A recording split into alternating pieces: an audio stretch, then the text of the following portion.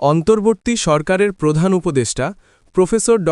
মুহাম্মদ ইউনুস জাতির উদ্দেশ্যে বিদায়ী ভাষণ দিয়েছেন। তিনি বলেছেন, রাষ্ট্রীয় দায়িত্ব ছেলে গেলেও নতুন বাংলাদেশ গড়ার সার্বিক দায়িত্ব আমার, আপনার, আমাদের সবার। দীর্ঘ ১৭ বছর পর একটি উৎসবমুখর, অংশগ্রহণমূলক ও শান্তিপূর্ণ জাতীয় নির্বাচন সফলভাবে সম্পন্ন করার জন্য সবাইকে ধন্যবাদ জানান প্রধান উপদেষ্টা। এই নির্বাচনের মাধ্যমে জনগণ, ভোটার, রাজনৈতিক দল, প্রার্থী, নির্বাচন সংশ্লিষ্ট প্রতিষ্ঠান ও আইনশৃঙ্খলা বাহিনী সম্মিলিতভাবে একটি প্রশংসনীয় নজির সৃষ্টি করেছে।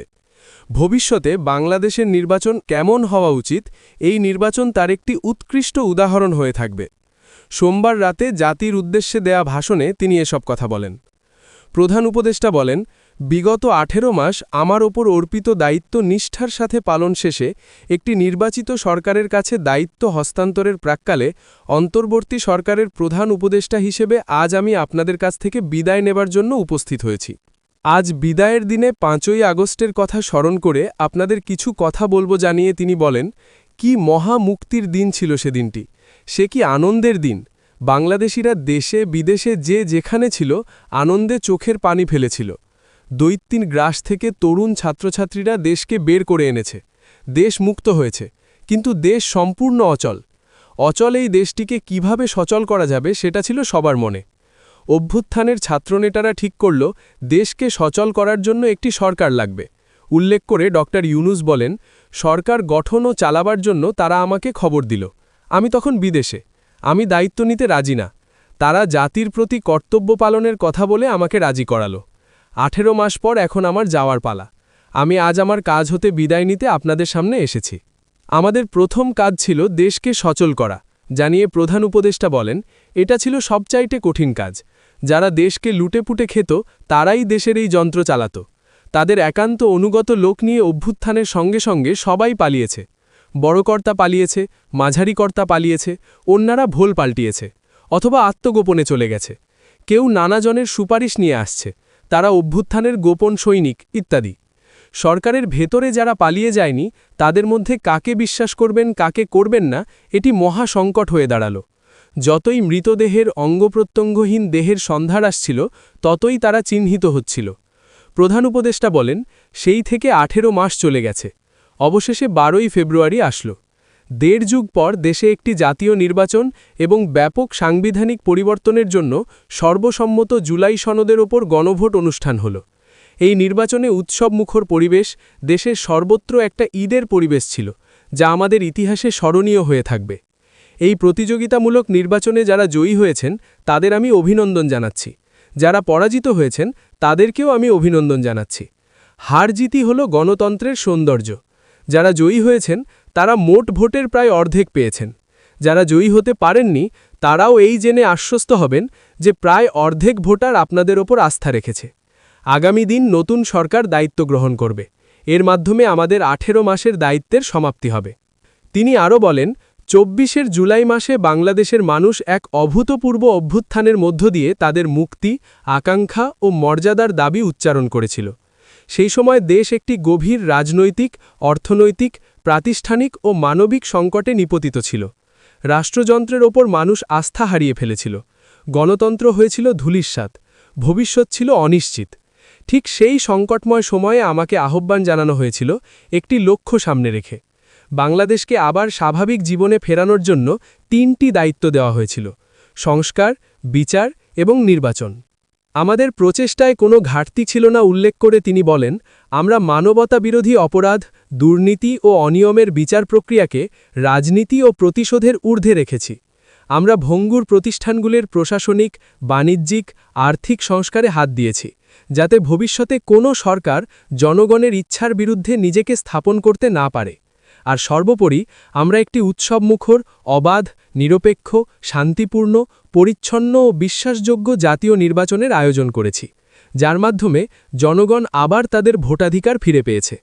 ড. ইউনুস আরও বলেন, এই প্রক্রিয়া সফল করতে দেশের আবাল-বৃদ্ধ-বনিতা সকলেই সহযোগিতা করেছেন।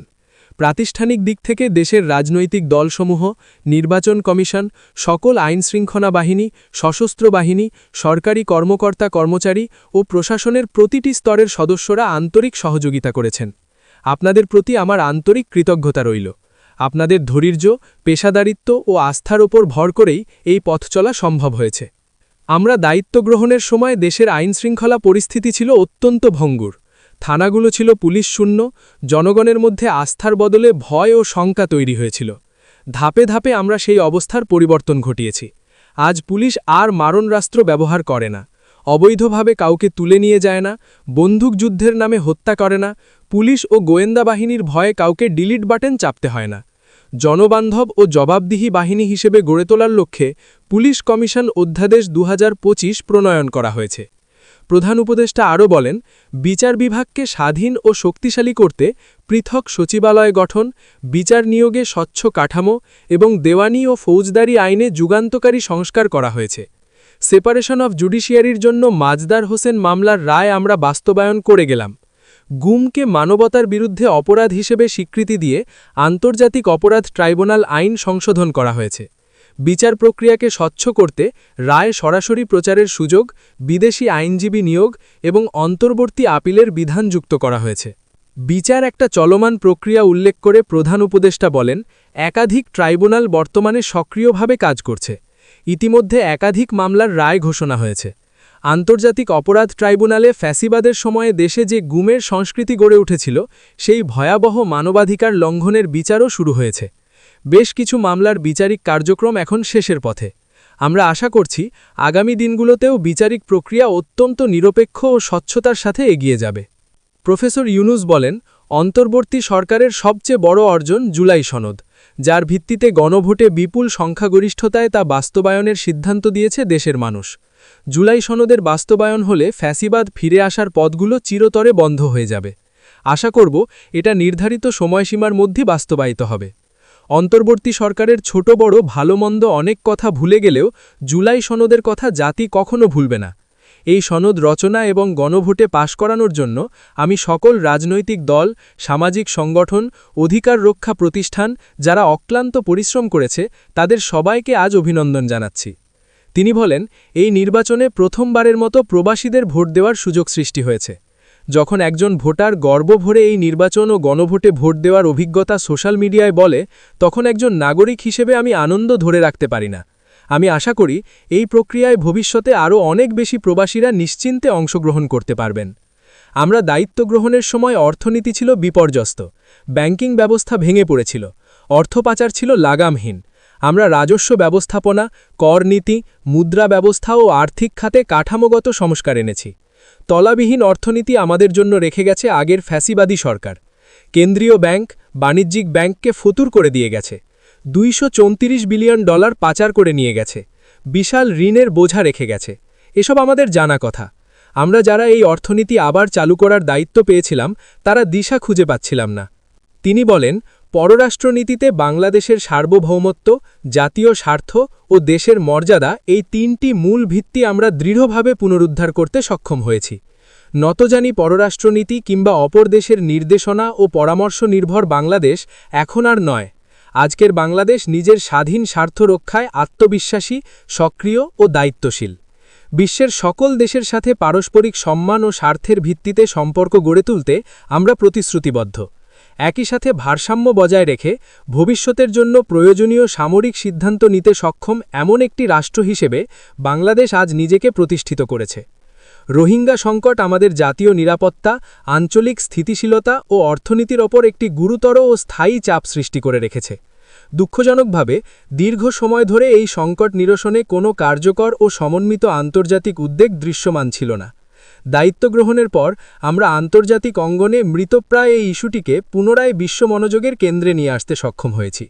দীর্ঘ ফ্যাসিবাদী শাসনামলে বাংলাদেশের সশস্ত্র বাহিনীর সক্ষমতা ও আধুনিকীকরণের বিষয়টি পরিকল্পিতভাবে উপেক্ষিত ছিল।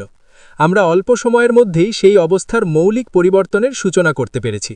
দায়িত্ব গ্রহণের সময় থেকেই বর্তমান সরকার সশস্ত্র বাহিনীর সক্ষমতা বৃদ্ধি, আধুনিকীকরণ ও যে কোনো ধরনের আগ্রাসন কার্যকরভাবে মোকাবেলা করার জন্য সশস্ত্র বাহিনীকে উপযোগী করে গড়ে তোলাকে অগ্রাধিকার দিয়েছে। আমাদের খোলা সমুদ্র কেবল ভৌগোলিক সীমারেখা নয়, এটি বাংলাদেশের জন্য বিশ্ব অর্থনীতির সাথে যুক্ত হওয়ার উন্মুক্ত দরজা। নেপাল, ভুটান ও সেভেন সিস্টার্সকে নিয়ে এই অঞ্চলে অর্থনৈতিক সমৃদ্ধির বিশাল সম্ভাবনা রয়েছে। অর্থনৈতিক অঞ্চল, বাণিজ্যিক চুক্তি ও শুল্কমুক্ত বাজারে প্রবেশের সুযোগের মধ্য দিয়ে এই অঞ্চলে একটি বৈশ্বিক উৎপাদন কেন্দ্র হিসেবে গড়ে ওঠার শক্তিশালী ভিত্তি প্রতিষ্ঠিত হবে। সম্প্রতি বাংলাদেশের সাথে যুক্তরাষ্ট্রের একটি গুরুত্বপূর্ণ দ্বিপাক্ষিক বাণিজ্য ও শুল্ক চুক্তি সম্পন্ন হয়েছে। এই চুক্তি কেবল একটি বাণিজ্যিক সুবিধা নয়, এটি বাংলাদেশের অর্থনীতি, কর্মসংস্থান, শিল্পায়ন ও আন্তর্জাতিক কূটনৈতিক অবস্থানকে দীর্ঘমেয়াদে শক্তিশালী করার জন্য একটি সামরিক ভিত্তি হিসেবে কাজ করবে। এই চুক্তির ফলে যুক্তরাষ্ট্রে বাংলাদেশের জন্য প্রযোজ্য পারস্পরিক শুল্কভার রেসিপ্রোকাল ট্যারিফ 37% থেকে 19%-এ নেমে এসেছে। এই চুক্তির একটি বিশেষ দিক হল যুক্তরাষ্ট্রে উৎপাদিত তুলা ও কৃত্রিম তন্তু ব্যবহার করে তৈরি পোশাক পণ্যে শূন্য পারস্পরিক শুল্ক সুবিধা। এটা একটা মস্ত বড় সুবিধা। এর মাধ্যমে যুক্তরাষ্ট্রে শুল্ক সুবিধা পাওয়ায় বাংলাদেশি পোশাক আরও কম দামে যুক্তরাষ্ট্রে প্রবেশ করবে।